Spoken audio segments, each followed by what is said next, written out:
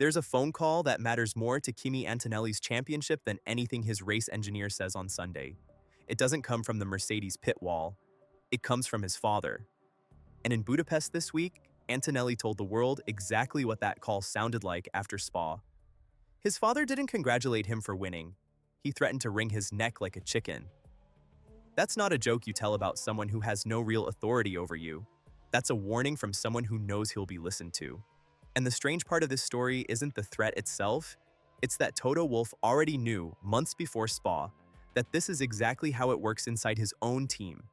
Stay with this one, because underneath the punchline, there's a pattern about who actually holds the leash on the driver leading the world championship. And it isn't only the man wearing the Mercedes headset. Let's go back to where this really starts, because it isn't Spa. It's Monaco, back in the spring, months before any of this happened.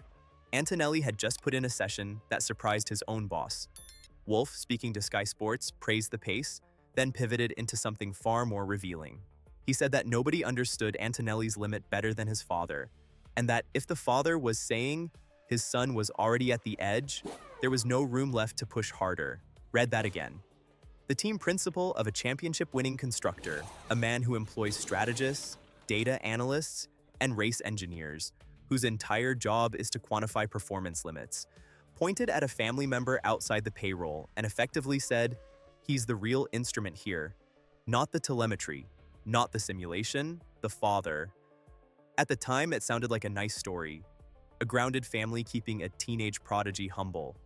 Wolff even used it that way in interviews, praising Antonelli's parents for keeping him level-headed, while all of Italy started treating their son like the second coming of a national hero. Wolff went as far as limiting Antonelli's access to the Italian press, specifically because the noise was getting dangerous for a 19-year-old carrying a championship lead.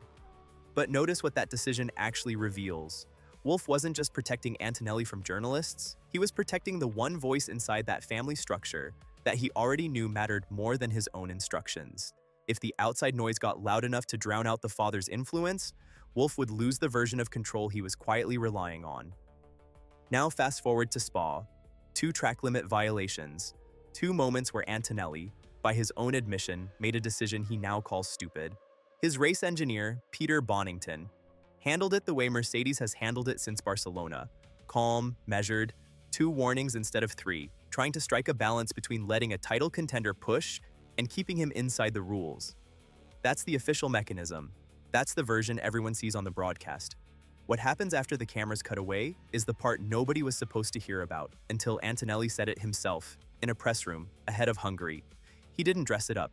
He told reporters, including motorsport.com, that he knows he sometimes uses too much track. He called his own mistakes at Spa stupid, said he asked himself what he was doing out there. And then he said the sentence that should stop you, that his father was one of the first people to tell him this after the race and it wasn't gentle. The exact phrasing in his own words was that his father warned him, "Congratulations, but," and then delivered a threat about wringing his neck like a chicken if it happened again without reason. Here's the part worth sitting with. Bonington is the one paid to manage that risk in real time mid-race with lap time and championship points on the line. And he does it well, calm voice, measured tone, exactly what you'd expect from someone Wolff has publicly credited with learning from legends. But the correction that actually landed, the one Antonelli chose to bring up unprompted to the press, wasn't Bonington's radio call. It was his father's phone call. That's not an accident of storytelling. That's a hierarchy revealing itself. Ask yourself why a 19-year-old currently leading the world championship needs a threat from his father to reinforce a lesson his own engineer already delivered calmly, professionally, and in real time. If the team's internal correction system worked as advertised, the father wouldn't need to be the closer. He wouldn't need to be the one applying the pressure that actually sticks. And this is where Wolff's Monaco comment stops being a charming anecdote and starts looking like an admission. He told Sky Sports, months in advance, that nobody understands the limit better than the father. Not the engineers modeling tire degradation and structural stress. The father, watching from a paddock chair. Think about what that really means for a team that prides itself on data. Mercedes has some of the most sophisticated performance modeling in the sport. It has an engineer who has coached generations of champions. And yet the team principal himself pointed outside that infrastructure, toward a parent, as the true ceiling on his driver's behavior. There are 2 ways to read that. One is generous. It's a sign of a healthy, grounded family dynamic that Mercedes is smart enough to lean on rather than fight. The other is less comfortable. It's a quiet acknowledgement that the team's own mechanisms, the warnings on the radio, the penalty system, the stewarding process, aren't the actual deterrent. The family is. And if the family is the actual deterrent, that raises an uncomfortable follow-up question. What happens in a season, or in a career, when the father isn't in the paddock, isn't on the phone, isn't available to deliver that particular kind of pressure? Does the discipline hold on its own, or does it only hold because someone outside the official structure is still willing to say the thing nobody inside the team can say to a title contender without risking the relationship? There's also the part of this story that the institution keeps fumbling. Antonelli picked up his second track limits infringement of the season in Barcelona, and the penalty for that one was applied after the race had already ended, because the FIA's own detection system initially failed to flag the fourth violation in real time. In Miami during the sprint, the same pattern cost him positions on track, dropping him from 4th to 6th once the penalty landed. So Antonelli isn't dealing with a single lapse in judgment. He's dealing with a system that has already shown it can miss the violation in the moment, and a driver profile that keeps testing exactly that limit. 2 data points from the regulator's side, 2 warnings from the team's side, and now, publicly, the clearest correction of all coming from outside both of those structures entirely. Antonelli, to his credit, doesn't dodge any of it. He calls his own family his safe harbor, says he's shared everything with his father since the karting days, values his read on a session more than almost anyone else's. There's real affection in how he talks about it. But affection and structure are 2 different things, and what he's describing, whether he frames it that way or not, is a driver who trusts an outside authority more than the internal one his employer has built around him. Which brings us back to Wolff's own words in Monaco, because they no longer read like praise. They read like a man quietly telling you where the actual limit inside his organization comes from, months before the sport got proof of it at Spa. So here's the read. Mercedes has built one of the most advanced performance and engineering operations in Formula One, and the man leading the championship still needed his father's voice, not his engineers, to actually change his behavior. Wolff already knew that. He said it out loud in the spring. Everyone just assumed it was a compliment. Let's slow down on that Monaco quote one more time, because it deserves a second look before we move on. Wolff wasn't asked a leading question about family dynamics. A journalist asked him about qualifying pace, about whether Antonelli could push harder against Leclerc's benchmark lap, and instead of answering purely in engineering terms, Wolff volunteered the father as the actual ceiling. Nobody prompted that comparison. He offered it unprompted, the same way Antonelli later offered the chicken neck line, unprompted, in Hungary. 2 separate moments, months apart, where the people closest to this driver reached past the team's own systems to explain how his limit actually gets enforced. That's the kind of pattern you don't get from a single data point. You get it when the same admission surfaces twice, from 2 different people, in 2 different contexts, without either of them being pushed toward it. Now put Bonington back in the frame, because his role in all of this is more interesting than it looks on the surface. Wolff has praised him publicly as a mentor who learned from some of the greatest drivers this sport has ever had, someone capable of managing a rookie's ego and risk profile without breaking the relationship. And by every account, Bonington does exactly that. He gives 2 warnings instead of 3. He reads the moment. He lets Antonelli race hard without smothering him. But here's the mirror worth holding up. Before Spa, the expectation inside Mercedes was that this balance, calm engineer, aggressive rookie, measured warnings, was the mechanism keeping Antonelli inside the lines. That was the story going into the weekend. Push hard, get warned twice, back off before the penalty threshold. A contained, manageable system. What actually happened is that the mechanism worked exactly as designed, and Antonelli still crossed the line twice, calling his own decision stupid afterward.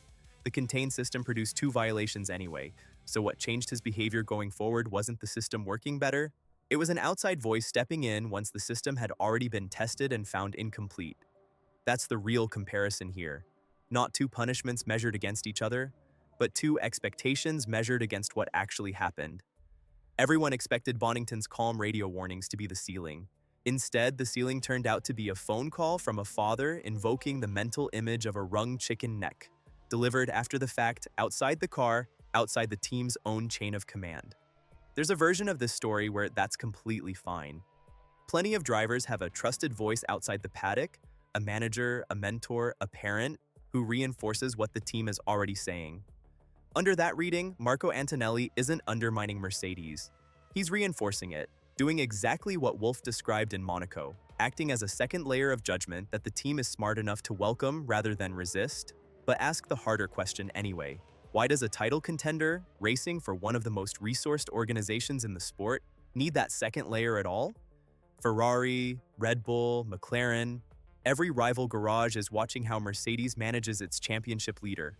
If the story that gets repeated often enough is that the real correction comes from outside the team, that's not a flattering story for Mercedes to be telling about its own internal structure, no matter how warmly Antonelli talks about his family.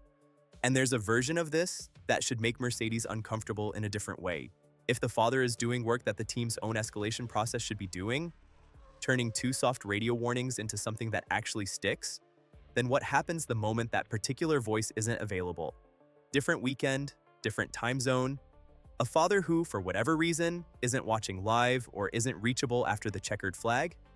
Does the discipline hold on its own merit inside the official structure Mercedes has built and funded?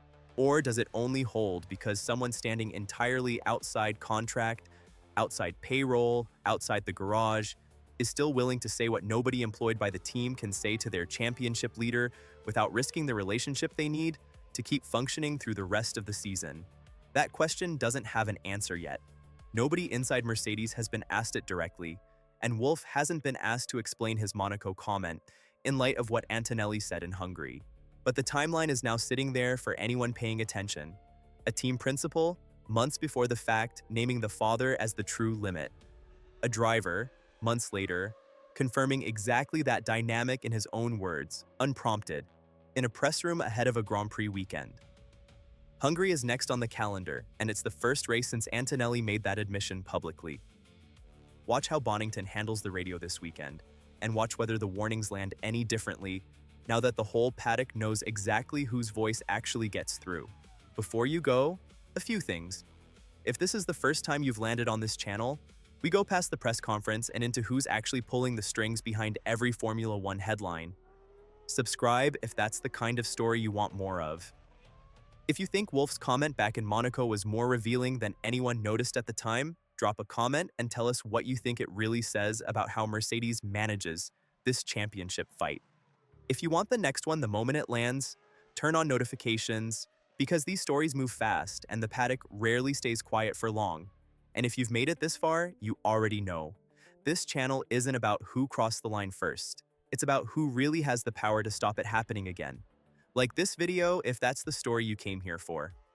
Until the next one.